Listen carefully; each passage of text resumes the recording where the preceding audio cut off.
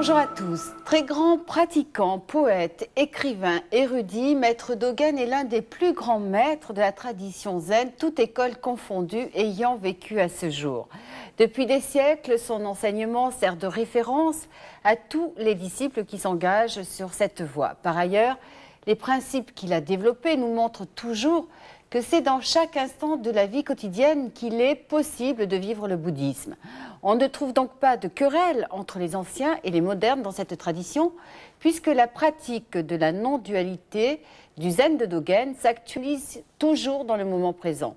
Mais comment vivre ce principe lorsqu'il est question, par exemple, de non-dualité du corps et de l'esprit, de zazen et du satori, du Bouddha et de soi? Pour en parler, nous recevons Roland Reich.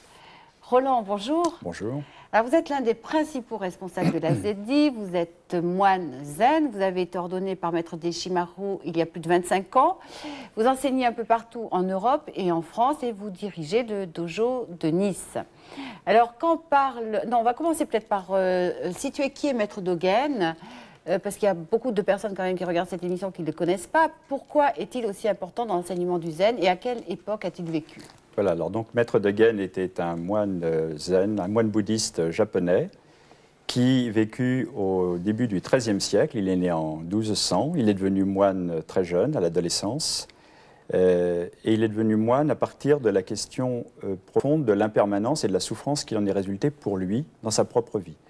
Et il a très vite voulu, à partir de l'enseignement qu'il avait reçu au mont Tendai, qui était un enseignement très érudit, dans lequel il était enseigné que tous les êtres ont originellement la nature de Bouddha, il a voulu trouver la pratique, le chemin pour expérimenter cet éveil par-delà la connaissance philosophique, par-delà la foi, par-delà la croyance, à travers une pratique réelle du corps et de l'esprit. Et c'est ce qui fait qu'il est l'un des enseignants clés du zen en général, toute école confondue, parce que ça c'est quand même quelque chose d'unique. Oui, Dogen disait que lui-même, il n'enseignait pas le zen. Ce qu'il enseignait, ce qu'il avait expérimenté auprès de son maître Nyojo, auprès de qui il a étudié en Chine et pratiqué en Chine, c'était la voie de Bouddha. Il a essayé de revenir à l'expérience originelle de la voie de Bouddha, de l'éveil de Bouddha, à partir de la pratique de zazen.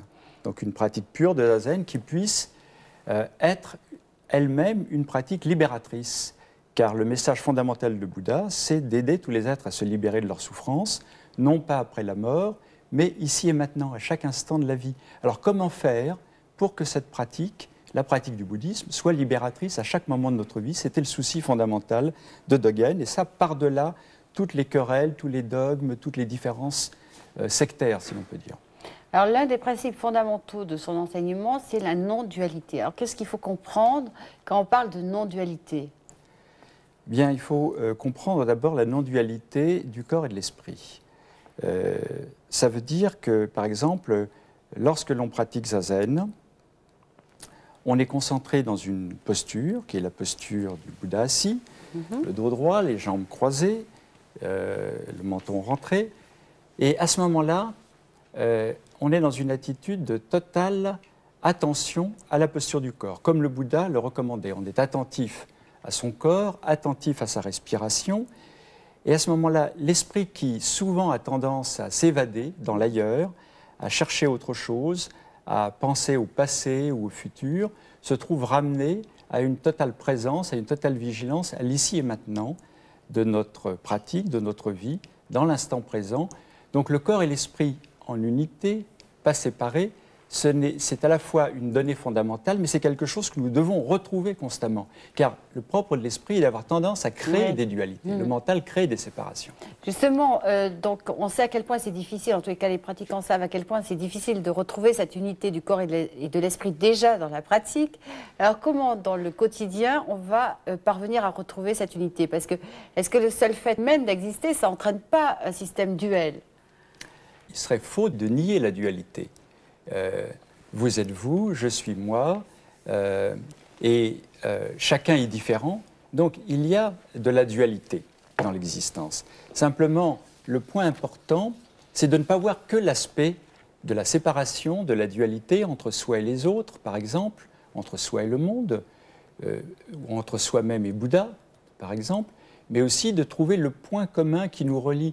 Qu'est-ce qu'il y a de commun entre nous qui fait qu'au fond, nous ne sommes ni différents ni séparés. Donc, autrement dit, il serait faux de s'attacher à la non-dualité. Il faut comprendre qu'il y a de la dualité, mais comment surmonter la dualité pour trouver l'unité par-delà la dualité? Et ça, c'est un des points essentiels de l'enseignement de Maître Degaine. Alors, ça paraît un peu quand même compliqué pour les personnes qui ne connaissent pas du tout cet enseignement. Comment surmonter la non-dualité tout en étant séparés? Est-ce que vous pouvez développer? Eh bien, par exemple, dans la vie quotidienne, si on se laisse emporter par les pensées, par l'activité mentale, naturellement, on va avoir tendance à ne pas être un avec la situation présente. Par exemple, nous sommes en train d'enregistrer cette émission, mais si je pense à autre chose, je ne suis plus avec vous. Donc, il est important de pouvoir constamment revenir à un état de présence à l'instant. Et pour ceci, le meilleur moyen est de revenir à sa respiration, de revenir aux sensations du corps, car le corps, lui, est toujours ici et maintenant. L'esprit a tendance à s'évader, mais le corps, lui, est toujours présent. Donc, le corps nous sert vraiment d'ancrage dans l'unité avec l'instant présent. D'autre part, ce qui fait que nous sommes aussi beaucoup dans la dualité, c'est que nous faisons souvent les choses pour autre chose. Nous faisons une chose en vue d'autre chose. Eh bien, par exemple, nous travaillons pour soit obtenir un salaire à la fin du mois, pour faire carrière, etc. Ou pour réaliser une ambition professionnelle. Et du coup, souvent, nous ne sommes pas véritablement en un avec notre travail, avec notre activité de l'instant présent.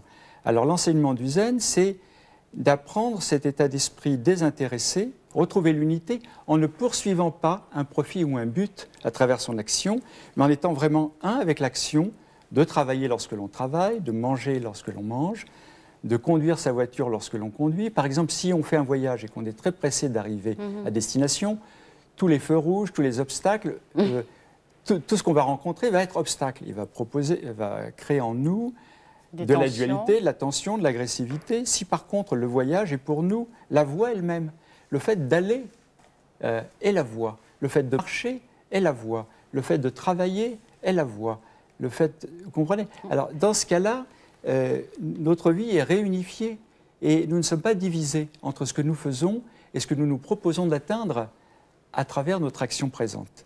Et ça donne une grande paix de l'esprit, ça donne une grande sécurité intérieure et une grande plénitude qui apaise l'esprit avide, l'esprit qui désire toujours autre chose. Parce que si nous désirons toujours autre chose, c'est parce que nous ne vivons pas pleinement ce que nous sommes en train de faire et nous vidons notre expérience présente de ce qu'elle pourrait avoir d'intense, de valeur, de contenu, parce que nous en faisons qu'un moyen en vue d'autre chose. Donc ça veut dire qu'il faut essayer d'arrêter les pensées. Comment on procède? Parce que c'est vrai que c'est être complètement sans but ni profit dans une société où justement tout pousse à chercher un but, des profits, etc. C'est un discours qui n'est pas habituel. Non, il ne s'agit pas d'arrêter les pensées. Par exemple, dans la pratique de Zazen, on ne cherche pas à arrêter les pensées.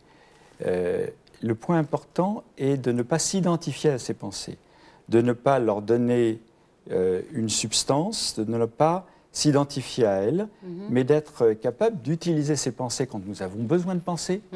La pensée est utile. Il ne faut pas croire que le zen est un attachement à la non-pensée. Il y a un temps pour penser, et à ce moment-là, il s'agit de penser, mais de ne pas se laisser absorber par ces pensées, de ne pas s'identifier avec elles. Par exemple, la pensée du moi est importante. Il est important d'être conscient de sa propre identité, de la différence avec les autres. Mais si on se laisse absorber par cette pensée du moi et de l'identité, et si on s'identifie à ce moi, eh bien, on est constamment dans la dualité entre soi et les autres. Donc le zen nous invite à expérimenter, à comprendre qu'au fond, il n'y a pas de séparation entre soi et les autres, parce que nous sommes dans l'interdépendance, que nous-mêmes, notre propre ego n'a pas de substance fixe, aucun être n'a de substance fixe. Et en cela, nous sommes vraiment semblables, nous partageons une expérience en commun avec tous les êtres. Nous nous rejoignons dans ce qu'il y a d'essentiel dans notre vie. Et pour le réaliser, il faut à la fois la pratique de la concentration qui permet d'apaiser l'esprit, d'y voir clair, de ne pas être emporté par nos pensées, mais en même temps de voir aussi de quoi il s'agit. Donc d'exercer une observation, une compréhension. Donc la non-dualité ce n'est pas se trouver comme pétrifié sans penser. C'est surmonter la dualité par une intuition de ce qu'il y a de commun à travers tous les êtres. Et on appelle ça la nature de Bouddha. Alors, Maître Dogen dit également quelque chose d'important, c'est Zazen et Satori sont unité. Alors, Zazen, il y a plusieurs sens sous le terme Zazen, de même qu'avec Satori, il y a plusieurs sens. Alors, comment définir d'abord Zazen par rapport à faire la pratique de Zazen? Ben justement, moi je crois qu'il n'y a pas de différence entre Zazen et la pratique de Zazen. Il n'y a pas de différence entre l'état d'esprit réalisé en Zazen, c'est-à-dire cette conscience Ichiryo, cet esprit qui ne demeure sur rien, qui ne s'identifie à rien, qui retrouve un état de paix et de liberté profonde, et le fait de pratiquer la posture, l'attention à la respiration, et de pratiquer sans intention, donc avec un esprit Mushotoku. Justement, le propre du zen de Dogen, c'est qu'il n'y a pas de zen, il n'y a pas de zazen en dehors de la pratique. Oui, ça veut dire que en fait, le zazen, c'est un état permanent, qu'on essaye de développer en permanence, en fait. Zazen n'est pas limité à la posture assise, c'est-à-dire que être concentré sur zazen lorsque l'on est en train de faire zazen, c'est une chose, mais être concentré sur tous les autres aspects de la vie quotidienne, dans le reste de la vie quotidienne, c'est continuer le zazen au-delà de zazen. Ce n'est pas dire que le zen, c'est seulement zazen. C'est seulement zazen lorsque l'on est assis en zazen. C'est pour ça qu'on peut voir que c'est très important justement de garder cet état d'esprit de façon à ce que toutes les actions de la vie quotidienne, chaque instant, soient imprégnées de ça. Oui, mais en même temps, si on veut garder quelque chose, oui, c'est pas bon. Ça devient une forme d'attachement. Bon. D'accord. Donc, il est important dans notre pratique de ne pas même être attaché à la pratique elle-même. Et c'est dans ce sens-là que l'on ne fait pas même zazen. L'expression faire zazen est impropre. On dit faire parce que c'est une pratique. On s'y engage, et c'est vrai qu'il faut un certain effort pour entrer dans cette pratique. Mais en réalité, on ne fait pas zazen. On arrête de faire quoi que ce soit lorsque l'on fait zazen. On n'est plus dans la fabrication de quelque chose. On retrouve ce système de non-dualité. Faire zazen, Maître Dogen disait, c'est apprendre à se connaître soi-même, mais apprendre à se connaître soi-même, c'est s'oublier soi-même. Et s'oublier soi-même, c'est complètement lâcher prise de toute intention, aider les autres à réaliser la même chose et oublier toute trace de réalisation. Et ainsi, cette réalisation peut continuer inconsciemment et naturellement dans la vie quotidienne. Tandis que si l'on veut considérer le zazen comme une technique que l'on veut ensuite mettre en pratique dans la vie quotidienne avec une volonté consciente de le faire, on est dans la dualité. Merci Roland. Je vous en prie. Nous vous recommandons bien sûr aujourd'hui tout particulièrement des ouvrages qui concernent Maître Dogen. Tout d'abord ce livre de Maître Deshimaru qui nous a aidé à préparer cette émission. Le Zen de Dogen, il est publié par l'AZI, l'Association Zen Internationale. Dogen, Corps et Esprit est édité par Le Promeneur. Les éditions Encre Marine publie quant à elle 2 ouvrages remarquables sur des textes de Maître Dogen, extrait du Shobogenzo, qui est l'un de ses ouvrages fondamentaux. L'être temps et seul Bouddha connaît Bouddha. Par ailleurs, notre invité publie ses enseignements oraux faits au cours des stages de Zazen aux éditions Yuno Kusen. Si vous souhaitez vous y abonner ou pour tout renseignement complémentaire, vous pouvez avoir ces renseignements sur votre Minitel en composant le 3615 code France 2 ou en vous connectant sur notre site internet dont l'adresse va s'afficher sur votre écran. C'est la fin de cette émission. Merci de nous avoir accompagnés. Merci de votre fidélité. Je vous souhaite de passer une superbe semaine, une très très belle journée. À dimanche prochain.